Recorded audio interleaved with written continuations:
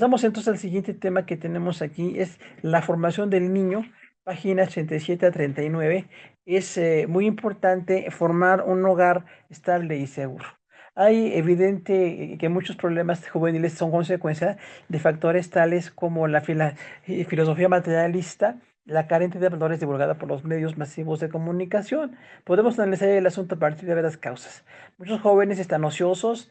Las escuelas a menudo no enseñan las normas de moralidad impuestas por la disciplina adecuada.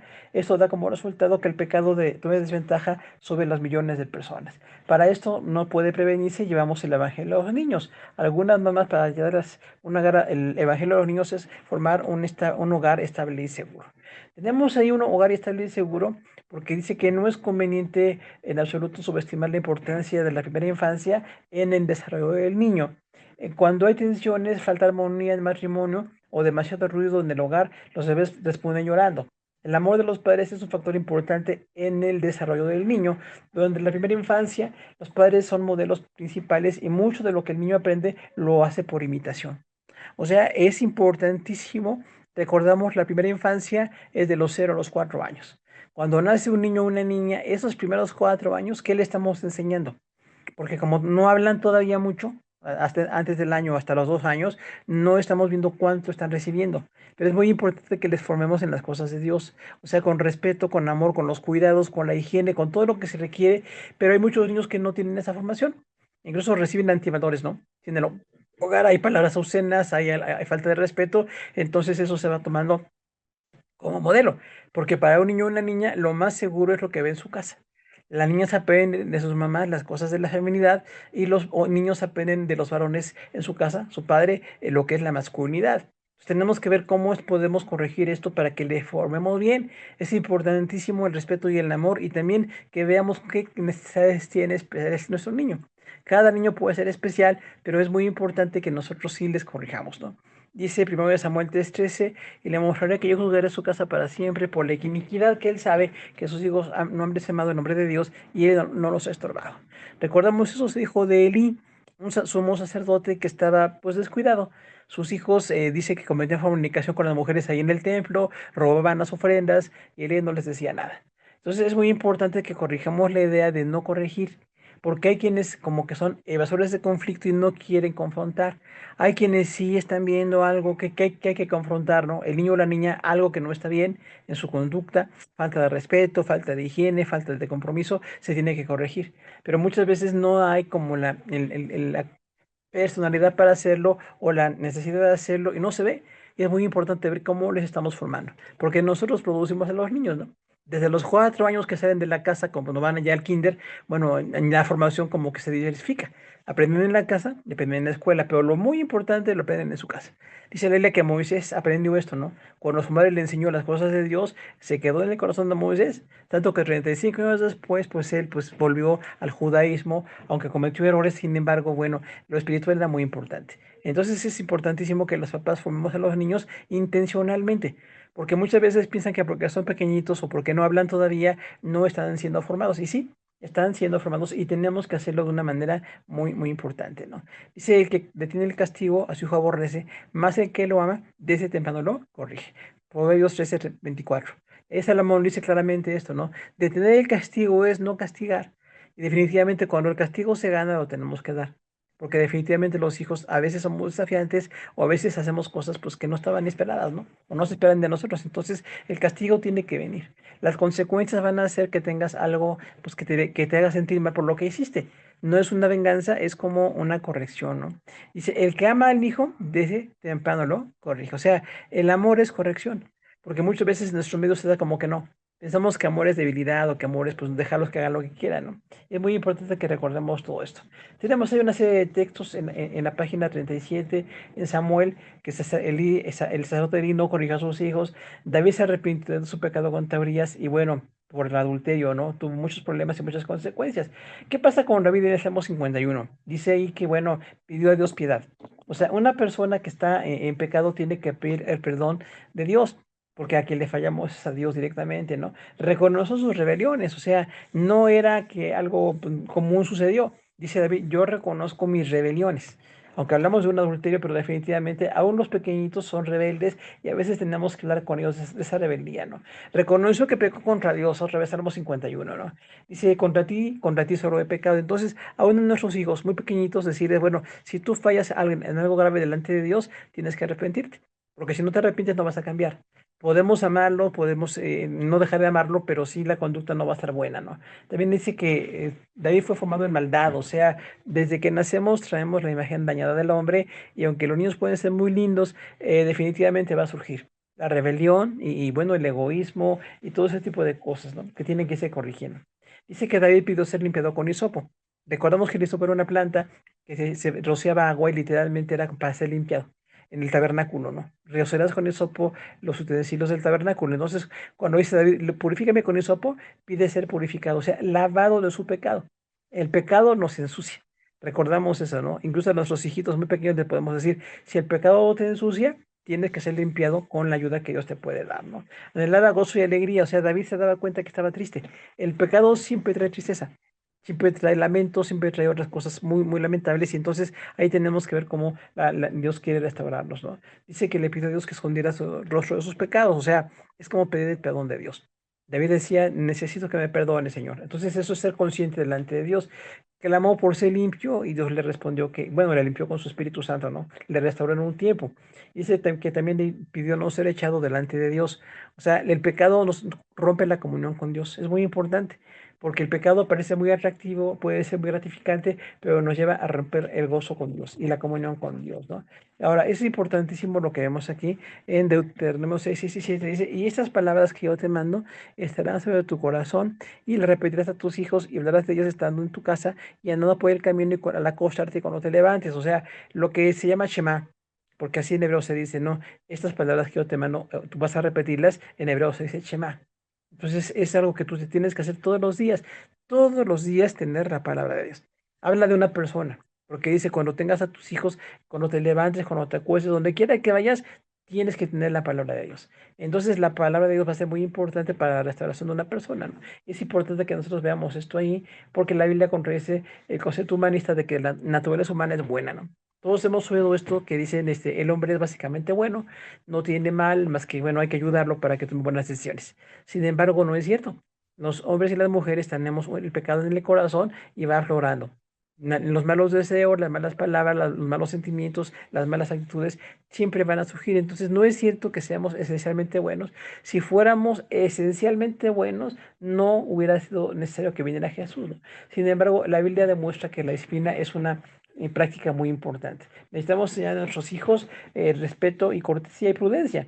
Los niños aprenden a usar el mal comportamiento para manipular a sus padres y es importante saber cómo aplicar el castigo y el grado de importancia de base a la falta que el hijo cometió. Cuando disciplinan a los hijos, los padres deben estar unidos y de acuerdo. Y a veces los padres deben ser consecuentes en cuanto a las normas establecidas para la educación de los hijos. Aquí es muy importante que hagamos equipo, la mamá y el papá estemos de acuerdo, porque hay ocasiones en que el primero que estorba es el hombre o la mujer el castigo de los niños, ¿no? Y decimos, bueno, tenemos que platicar antes cómo podemos castigarles o con qué les vamos a castigar o con qué vamos a premiarles también, ¿no? Cuando tengan buenas conductas, porque es muy importante que no estamos solos. El hombre y la mujer tenemos la bendición de complementarnos y nadie es perfecto solo. Definitivamente todos tenemos muchas deficiencias, pero con la gracia de Dios podemos poner disciplina. Y la disciplina es corrección. Te tengo que corregir, habla bien, respeta, cumple con lo que tienes que cumplir. Y los niños a veces nos manipulan con su mal comportamiento, ¿no? Los famosos berrinches que algunos niños hacen porque pues hacen sentir mal a sus papás o nos exasperamos y ya no les disciplinamos. O sea, tenemos que tener un cuidado con todo esto, porque les queremos formar bien en las cosas de Dios, con el amor inteligente, con el amor bíblico y con la corrección que se tenga que hacer. Ahora es muy importante que los papás estemos de acuerdo. Porque si empieza la mujer a disciplinar y el hombre le quita la autoridad, es muy común que el hombre diga, no, pues ya no puedes disciplinar, no era correcto. O al revés, ¿no? La mujer quiere disciplinar y el hombre le impide. Entonces lo que estamos haciendo ahí es mostrarle al hijo que no estamos de acuerdo. Es muy importante por eso que platiquemos. Sin que los hijos estén presentes, el hombre y la mujer platicamos qué vamos a disciplinar, qué no vamos a disciplinar, en qué falló, en qué no falló, qué está bien, qué no está bien, y los dos estamos de acuerdo. De hecho, cuando el niño se le discipline, aunque sea el papá el que hable, la mamá también está de acuerdo. Aunque sea la mamá la que discipline, el papá también está de acuerdo. porque a veces estamos como oponiendo, ¿no? Y le quitamos autoridad y le quitamos funcionalidad a la corrección. La mujer que estorba al esposo o el esposo que estorba a la esposa, estamos haciéndole daño al niño, porque necesitamos hacerlo de una manera totalmente bíblica, ¿no? El cristianismo es la naturaleza pecaminosa. O sea, no dice ahí que el hombre es básicamente bueno, sino que necesitamos ser cambiados de la maldad a la bondad. Otra cosa importante aquí en la página 38, dar amor inteligentemente. Dice que en muchas ocasiones la mala conducta puede relacionarse con un niño que no se siente amado o está rechazado. Es importante para el desarrollo normal del niño que sea apreciado por sus padres y que sea formado en un ambiente donde reciba atención y cariño constante de sus padres. Dos extremos a evitar, el control excesivo o la sobreprotección.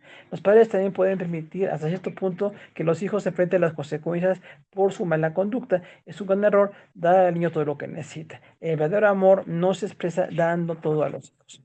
¿Cómo damos amor inteligentemente, hermanos? Bueno, esto es en base a lo que el niño hace. Hay que decirle a nuestros hijos que cuando algo merece premio, les damos un premio. Puede ser cariño, pueden ser palabras, puede ser reconocimiento, un paseo, un regalo, lo que les guste más al niño o la niña. Y decirle, te estoy dando un premio porque no nada más cumpliste, me da mucho gusto que cumplas. Porque también hay que dar cosas buenas en lo que incentivamos, ¿no?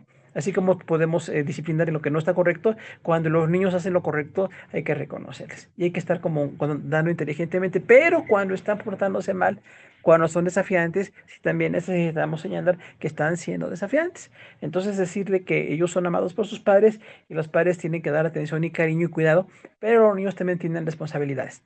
Porque incluso a nivel social se habla de los derechos de los niños, pero no se habla de las obligaciones. Sí hay obligaciones, así como tienes derechos, que te cuide, que tengas alimentación, escuela, lo básico que necesitas, también tú tienes obligaciones. Y es estar bien en la escuela, cumplir en las cosas de Dios. Como cristianos nosotros, ¿no? Hablamos también de las cosas de Dios. Ahora, hay que evitar los dos extremos. La sobreprotección es evitar el castigo.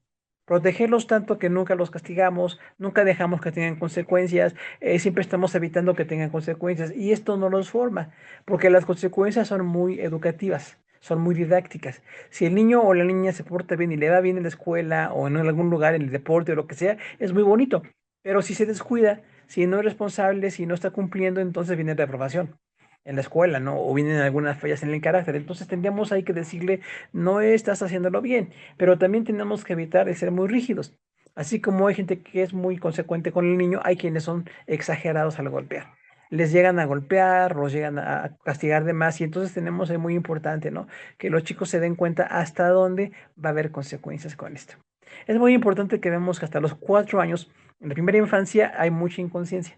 Pero después de los 4 o 5 años hasta los 12, las otras dos infancias ya están muy conscientes. En base al idioma, en base a otras cosas que van manejando. Entonces, tenemos que decirle claramente, tengo, espero esto de ti, espero que hagas, que cumplas, que te estés en las cosas de Dios para que todo funcione bien, ¿no? Hay que comprender, enseñar y guiar a los hijos. Es muy importante esto, página 39. ¿Por qué los comprendemos? Porque son chicos. O sea, no tienen desarrollo psicológico de los padres o los adultos, todavía están en desarrollo. Hay cosas que todavía pueden no aprender o todavía pueden necesitar corregir para que las cosas funcionen bien. Comprender es decir, bueno, si hay alguna situación, alguna enfermedad, alguna carencia familiar o personal, tenemos que comprenderlos. Incluso cuestiones físicas, ¿no? Hoy que se habla tanto de que mucha miopía entre los niños, cuando los niños no ven bien, pues en la escuela andan mal porque no ven ni el pizarrón. Entonces ahora que hay muchos estudios para ellos, bueno, si no tienes la vista bien, tienes que usar lentes para que veas bien o una cosa así. Otras cosas. A veces ahora que hablan del bullying, ¿no? Abuso escolar contra ellos, también estar muy abiertos a cómo corregimos eso, aunque es muy difícil, pero se tiene que hacer.